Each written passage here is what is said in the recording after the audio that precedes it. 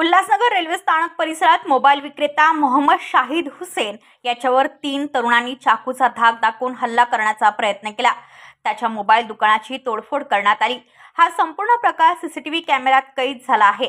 Station परिसरात राहणारा पाजी आणि त्याचे 2 साथीदार मोहम्मद शाहिद यांच्या मोबाईल दुकानात आले आणि किरकोळ कारणावरून त्यांच्याशी शाब्दिक वाद झाला।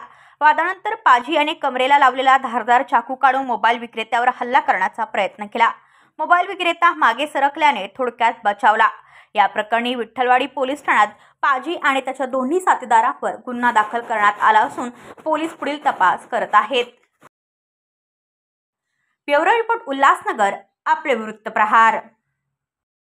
तुमच्या आजूबाजूला घडणाऱ्या घटना पाहण्यासाठी आपल्या वृत्तप्रहार वाहिनीच्या YouTube चॅनलला सबस्क्राइब करा। तसेच नव्या व्हिडिओची नोटिफिकेशन मिळवण्यासाठी बाजूला असलेल्या बेल आयकॉनवरती क्लिक करा। प्रत्येक बातमीला लाईक करा आणि शेअर करा।